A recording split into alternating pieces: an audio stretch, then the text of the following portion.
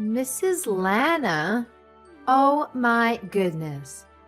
Can you believe what I just discovered? You ate all the strawberries that I had been saving in the fridge. I mean, seriously? I was keeping those for myself. Oh dear. I must apologize. I didn't realize they were off limits. I ended up making some strawberry jam with them. I can't even begin to wrap my head around this, Mrs. Lana. Those strawberries were not your average ones. They were expensive and the best you can buy. You can only find them in selected shops, and they were imported all the way from Japan. I had something special planned for them, and now they're gone. Well, you see, Violet, those strawberries were starting to show signs of spoilage. I've been thinking about this for a while now, and I believe it's important to only purchase food quantities that we can consume in a timely manner. I understand that you like to savor the finer things, but it often leads to waste when they go bad. Excuse me? Did I ask for your opinions on my eating habits? I don't need to hear anything from someone who can't afford to enjoy the finer things in life. You wouldn't understand the joy of cherishing these delicacies. Are you seriously calling me poor? Ugh, this is so frustrating. I can't take this anymore. I only agreed to move in with you because Steve promised me numerous benefits. But all I've experienced is stress. And what's worse, you help yourself to the nice things I buy without even asking.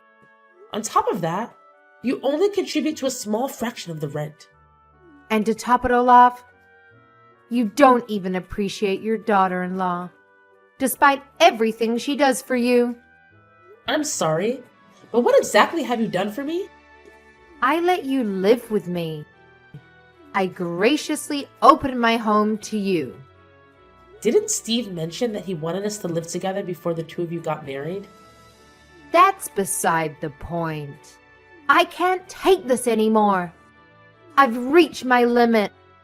I've decided that I'm done playing the role of the sweet, submissive housewife. From now on, I'm going to prioritize taking care of myself and my own needs. Have you ever really been kind to me, Violet? You claim to be a devoted housewife, always trying to impress Steve. But the truth is, I'm the one who ends up doing most of the housework while you lounge on the couch, endlessly scrolling through your phone. Shut your mouth, you peasant. Don't you dare speak to me like that.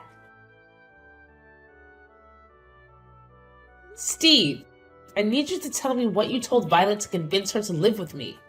Huh? What do you mean, Mom?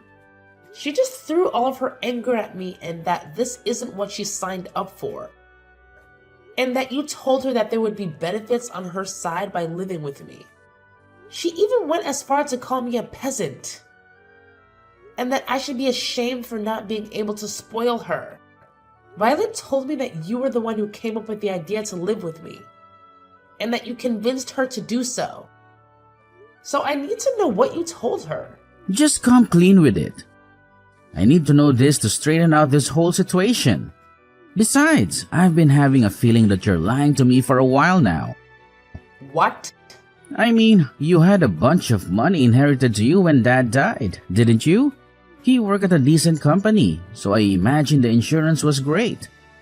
Therefore, I figured that you had enough to be well off for the rest of your life.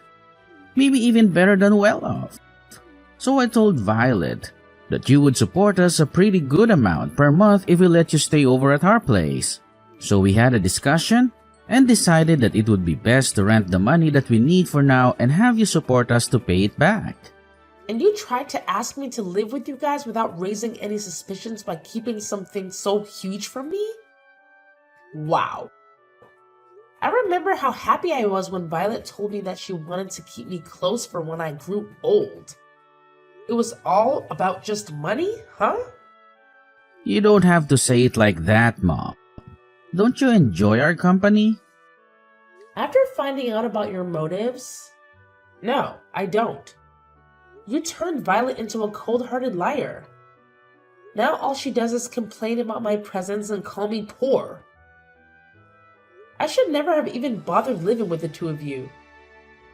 So explain everything to Violet right now. That there was never a conversation about me providing for the two of you, and that you lied about it. And while you're at it, apologize and tell her that you'll single-handedly provide for her from now on. What? How did our conversation end up in that direction? You're supposed to be understanding and help us more with future payments. Why would I do that? Because Violet isn't the same girl as the girl I met either.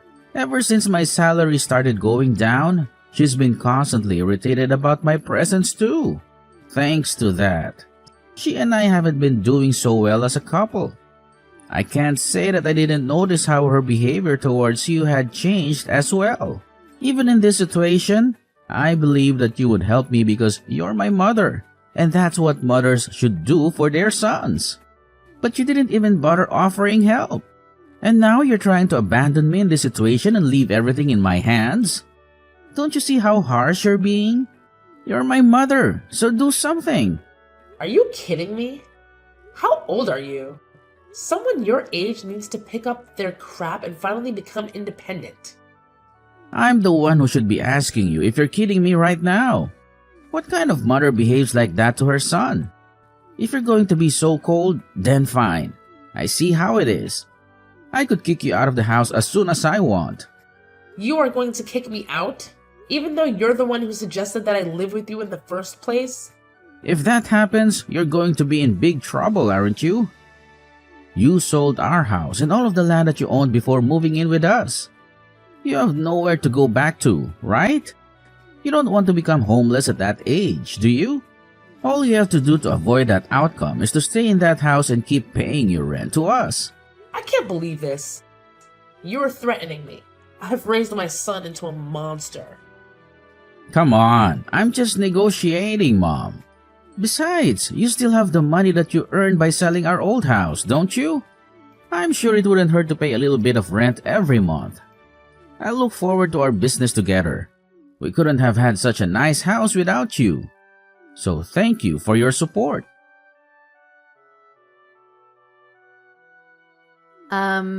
When are you going to pay rent for this month? Steve told me that you would be paying $3,000 for rent every month. Why have you still not paid us? What? $3,000? What kind of joke is that? Are you telling me that Steve lied to me again? Why does he always lie? To get out of trouble? He knows that he's going to get caught. Never mind. Then I'll just tell you myself. Steve and I will be asking for $3,000 each month for rent from now on. Are we clear? You can manage to do that, right? No, I can't. I already pay an amount that will pay well over my expenses in a month. And now you're asking for $3,000 a month? I'm only paying the same amount that I used to. $1,000 for each month is enough. I guess this means our negotiation has failed. I'll pack up your things and leave them outside. Best to gather your things and leave. Please. What? This is your last chance to change your mind. If you oblige to pay $3,000 every month, then we'll let this incident slide. I won't throw you or your things out. So what's it gonna be? Are you going to pay the $3,000 each month as rent? Or are you going to be homeless and spend your nights on a bench in a park? Feel free to make the choices that fit your preference. Haha. I can't believe you. You can't just kick someone out like that. As you've already figured out by now, I'm barely getting by at this point. Thanks to your dumb little son, who couldn't manage to keep his job. We don't have the option to keep another mouth to feed for free. You don't keep me around for free. I pay my part of the expenses. And you say that you don't have the option? But I don't see you getting a job either. Stop arguing with me. My job is to take care of the house. I'm not going to go out and work like a peasant, so you need to pay rent and be accountable for that. How does that make any sense? But you choose to ignore our needs and neglect your part in supporting us. Have you used up all of the money that you had from selling your house already? It's my money and I get to use it however I want. How selfish can you be? You use all of your money for yourself while your son and daughter-in-law are struggling to get by?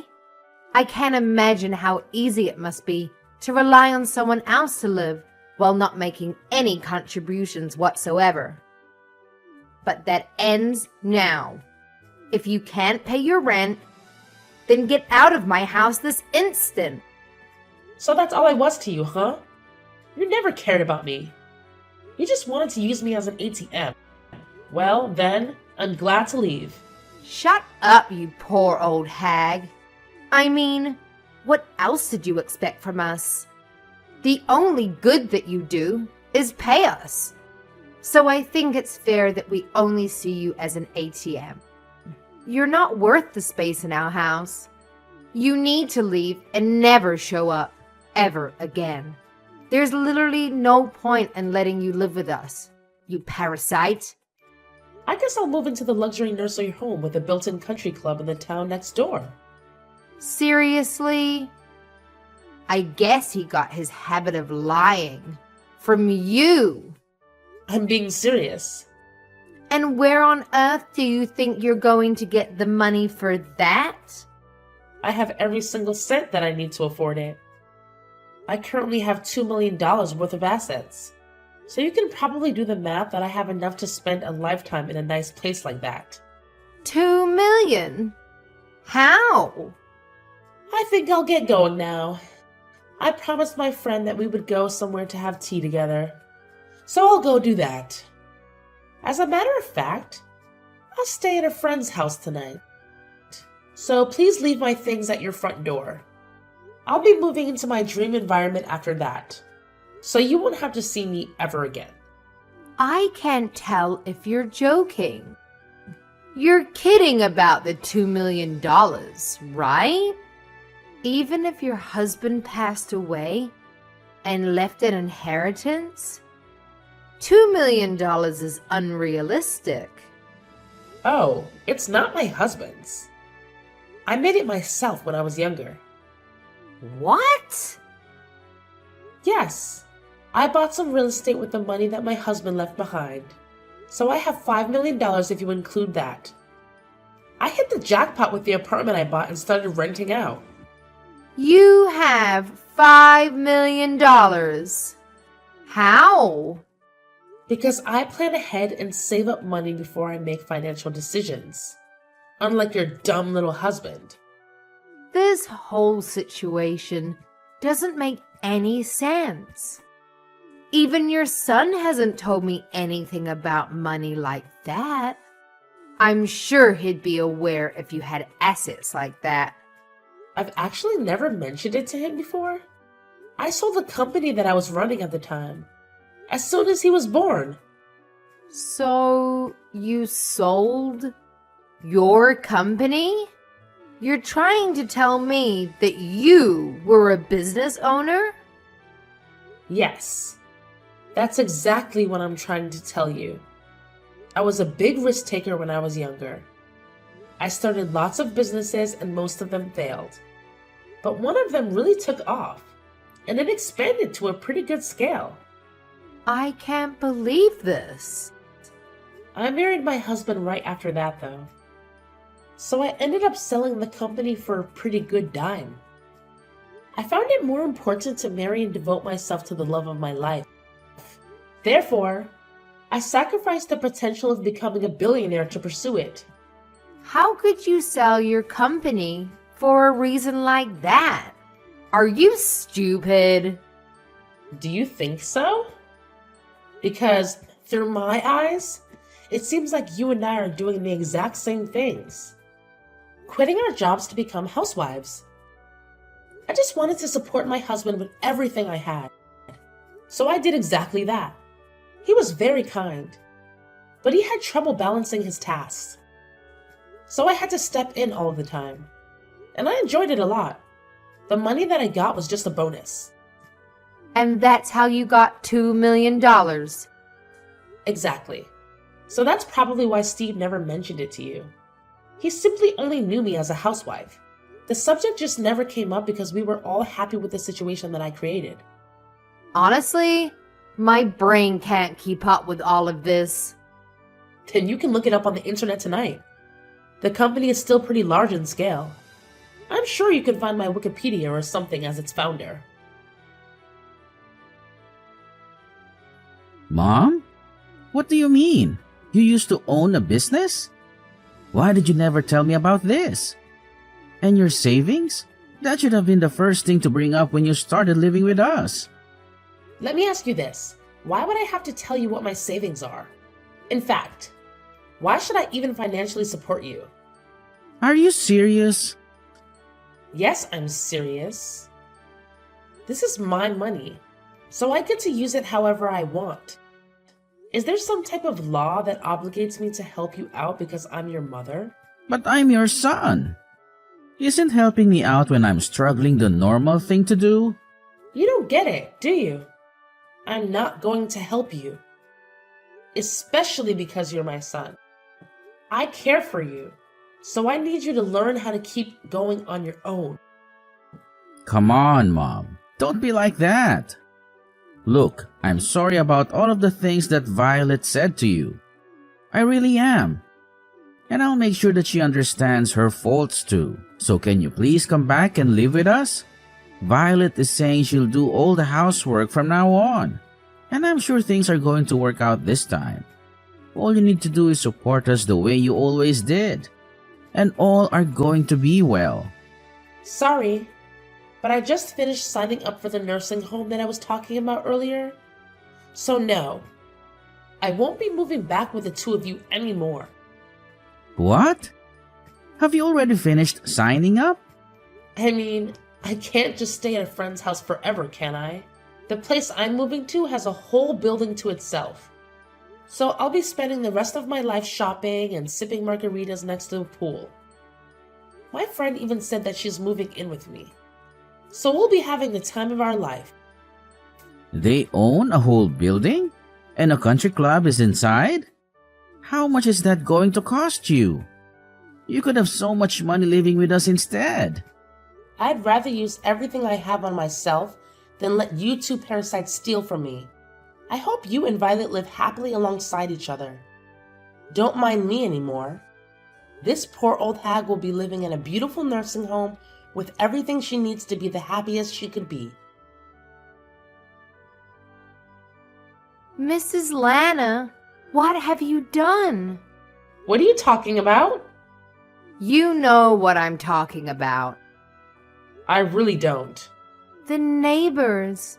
They keep staring at us like we're criminals. And when we approach them, they wouldn't even look us in the eye. It's very difficult to live comfortably when you're surrounded by people who treat you like that. And why do you suppose that I was the one who did something? Because we haven't done anything to any of them. And this all started since you left our house. Well, I'm so very sorry for the two of you. It might be because I stopped donating to the city. What do you mean? I'd actually been donating to the city for a long while now. You know, giving back to the community feels great. So I'd make large donations towards schools in this area. I also donated all of the money that was used for the furniture of the city hall. That was built up a while ago. I'd make donations like the above every year. You do all of that for people you've never even met? But you still can't pay for our house? How is that fair? Because a couple of adults should be able to account for their own expenses on their own. I lived in that city and the responsibility was partially mine. So even though I'm not strong enough to participate in volunteer activities, I contribute by using my wealth for the good. But now that I've left that town, I've stopped making those donations. It's not my responsibility anymore. What are we supposed to do now? Everyone knows that the two of us were the reason you had to leave. So everyone in the city thinks we are a nuisance? I mean, there aren't many people who are capable of making donations that scale every year, so I guess there won't be anyone to replace me. But it's none of my business anymore. And I have to go easy on spending to keep living in this environment. So all I can say is good luck. What do you mean, good luck? How are we going to keep living here if every single person hates us? Please, come back to town. There's no way on earth that I will ever go back. I mean, who in their right mind would leave a living dream to go back to live with a crappy married couple? If the donations are the problem, then why don't you two just make the donations instead of me? It feels amazing to be able to give back to your community and be appreciated by the people at the same time. I think I've always had a thing for taking care of others. Then take care of us too. Please. Why are you so cold to the two of us? Because it's my policy. I only like to take care of people who I like. Do you not like us? No. I like everyone in that city because they supported me a lot. When my husband first passed away, I had to start raising Steve alone. That's when I decided that I wanted to start making the donations. I'm proud to say that I can probably make any type of sacrifice for the people who I love. But I can't do that if I hate you, right? I don't want to pay a single cent for the two of you. You hate us that much? Your own son and his wife? Yes. Even a grandchild wouldn't convince me to bring the two of you into my life ever again. I can't believe you just said that. Boo-hoo! I know it'll be tough, but I hope the two of you get up on your feet and try to make it work there. Now, I'll have my afternoon tea on the terrace with my friends. Goodbye. After that whole ordeal, let me tell you, I wasted no time. I immediately scheduled a meeting with my lawyer, and together we crafted a rock-solid will that laid out my final wishes. You know what I decided? I made it crystal clear that every single penny in my name would be donated to non-profit organizations from all corners of the globe. Talk about making a difference. As soon as I sent out the letters notifying these incredible organizations about my intentions, something amazing happened. Steve and Violet, the dynamic duo who had been bombarding me with desperate emails, suddenly went quiet. It's like a switch had been flipped, and they finally realized it was time to step up and take charge of their own lives. Can you believe it? Steve, bless his heart, decided to hit the books and buckle down on his studies. He knew that earning a certificate would be his ticket to that sought-after promotion at work. I have to give credit where credit's due. He really put in the effort to better himself. And Violet? Well, she surprised us all by snagging a part-time gig at a local cafe. That's right. She's finally out there hustling and bringing in some extra dough. But here's my thing, my friend. Despite their newfound determination, it seems the city gossip mill is still churning away. People love to talk, don't they? They're whispering all sorts of not-so-nice things behind Steve and Violet's backs. It's a shame, really. But you know what?